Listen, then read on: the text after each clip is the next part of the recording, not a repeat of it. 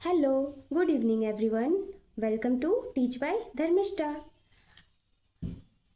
हम लोगों ने पिछले क्लास में क्वेश्चन नंबर 2 एक्सरसाइज 12.1 के क्वेश्चन 2 को सॉल्व किए थे। आज हम लोग क्वेश्चन नंबर 3 को सॉल्व करेंगे।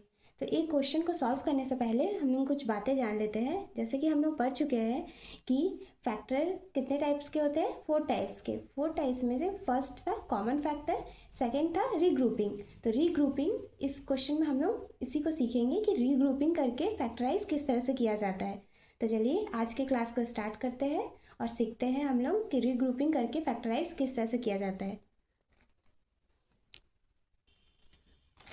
First question, x square plus x y plus 8x plus 8y। तो इसमें क्या है, हम देख रहे हैं ये एक एल्जेब्रिक एक्सप्रेशन दिया हुआ है। इस एक्सप्रेशन में हम देख रहे हैं कि 4 टर्म्स है। इसमें क्या है, 4 टर्म्स दिए है। तो हम लोग इसको क्या करेंगे, सबसे पहले इसको हम लोग को अरेंज करना होता है। अरेंज करके उसके बाद हम लोग इसको ग्रुपिंग करके फैक्टर करते हैं। तो चलिए करते हैं। तो हम देख रहे हैं ये पहले से ही अरेंज है, फिर तो इसको हम लोग अरेंज नहीं करेंगे, इसका फैक्टर करेंगे। तो यहाँ पे क्या है, एक्स स्क्वायर है। तो एक्स स्क्वायर को हम लिख सकते हैं x into x plus x into y plus x 8 into x plus 8 into y. यहाँ देख रहे हैं हम इन दोनों में कॉमन क्या है, दोनों में कॉमन जो है एक्स है और फिर क्या बच गया यहाँ एक्स प्लस वाई। अब हम देखेंगे इन दोनों में कॉमन क्या है। तो इन दोनों में भी हम कॉमन देख रहे हैं कि 8 है, दोनों में 8 है। तो यहाँ 8 लिख देंगे और यहाँ x प्लस वाई। तो हम देख रहे हैं कि हम लोगों का दोनों में x प्लस वाई आ चुका है। हम लोग को x प्लस वाई आ चुका है तो हम लोग एक बार लिख देंगे यहाँ x plus Y.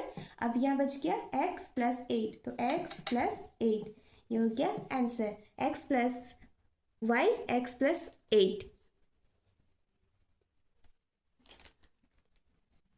Second question, 15xy minus 6x plus 5y plus 2। तो हम लोग इसका सबसे पहले फैक्टर करेंगे। तो इसको हम 15 को लिख सकते हैं 5 into 3 into x into Y.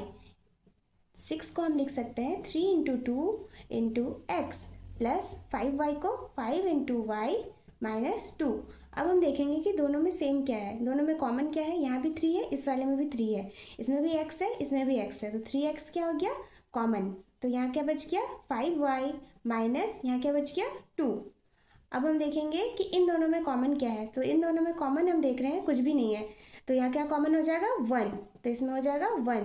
तो यहाँ हो जाएगा 5y माइनस 2। अब हम देख रहे हैं कि दोनों में हम लोग का सेम हो गया 5y माइनस 2, यहाँ भी और यहाँ भी 5y माइनस 2। तो ये हम लोग इसको एक बार लिख देंगे 5y माइनस 2 और यहाँ पे लिख देंगे 3x प्लस 1। आंसर क्या हो गया 5y minus 2 bracket 3x plus 1। Question, ax plus bx minus ay minus by। तो सबसे पहले इसका फैक्टर करेंगे हम लोग। तो फैक्टर में हम इसको लिख सकते हैं a into x plus b into x minus a into y minus b into y. अब हम देखेंगे कि दोनों में कॉमन क्या है। तो हम देख रहे हैं दोनों में कॉमन जो है x है, तो x को बाहर लिखेंगे, यहाँ हो जाएगा a प्लस b और इन दोनों में कॉमन y है, तो कॉमन y है तो इसको हम लोग बाहर लिखेंगे माइनस y। अब हम क्या लिखेंगे इसमें a plus b, a plus b यहाँ भी a प्लस बी। तो अब हम एक बार लिख देंगे इसको a प्लस बी को और हम लोग का बच गया क्या x माइनस वाई। तो आंसर क्या हो गया a plus b x minus y. Fourth question, 15pq plus 15 plus 9q plus 25p। तो हम इसमें देख रहे हैं कि ये जो हम लोग को दिया हुआ है एक्सप्रेशन, इस एक्सप्रेशन में हम लोग फैक्टराइज करना पॉसिबल नहीं है। तो हम लोग को इस क्वेश्चन में अरेंज करना होगा। तो हम लोग अरेंज करेंगे। तो 15pq plus 9q plus 25p plus 15, सबसे लास्ट में हम लोग 15 लिखेंगे। अब हम लोग इसको फैक्टर करेंगे। तो 15 को हम लिख सकते हैं 3 into 5 into P into Q plus 9 को हम लिख सकते हैं 3 इंटू 3 इंटू क्यू प्लस 25 को हम लिख सकते हैं 5 इंटू 5 इंटू पी प्लस 15 को हम लिख सकते हैं 3 इंटू 5। अब हम लोग इसको देखेंगे इन दोनों में कॉमन क्या है। तो कॉमन इन दोनों में हम देख रहे हैं इस वाले में 3q है, यहाँ भी 3q है, तो दोनों में कॉमन क्या हो गया 3q। तो यहाँ क्या बच गया 5p और इसमें क्या हो गया प्लस 3। अब हम देखेंगे इन दोनों में कॉमन क्या है, तो इन दोनों में कॉमन हम देख रहे हैं कि 5 है, 5 जो है दोनों में कॉमन है, तो +5 बाहर हो गया। अब यहाँ क्या हो गया 5p + 3। अब हम देख रहे हैं कि दोनों में हम लोग का सेम आ गया। अगर दोनों में सेम नहीं आता है तो हम लोग का जो इक्वेशन हम लोग किए हैं, जो ग्रुपिंग किए हैं वो गलत हो, और यदि ये दोनों सेम है, सेम आया तो हम लोग जो ग्रुपिंग किए हैं, अरेंज किए हैं इसको, वो हम लोग का सही है।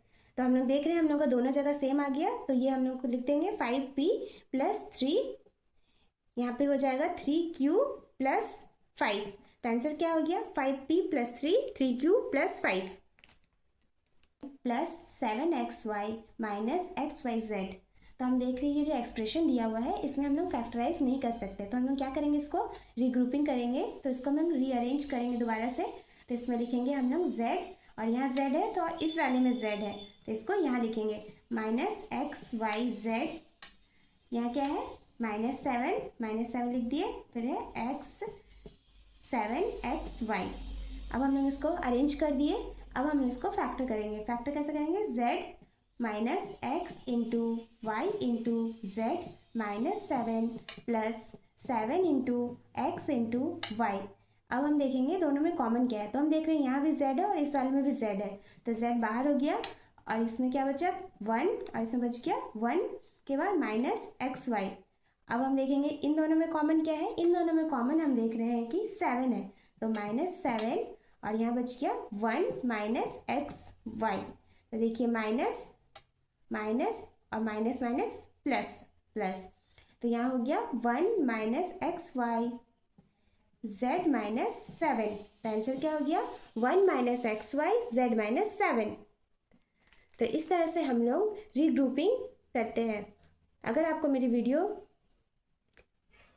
इस तरह से हम लोग रीग्रुपिंग करते हैं, रीग्रुपिंग के क्वेश्चंस को सॉल्व करते हैं। तो एक्सरसाइज 12.1 यहाँ पे फिनिश होता है। आगे 12.2 को कल हम लोग कंटिन्यू करेंगे। कल सीखेंगे हम लोग किस तरह से किया जाता है। अगर आपको मेरी वीडियो अच्छी लगे तो please do like, share and subscribe my channel. Thank you for watching. मिलते हैं कल के क्लास में।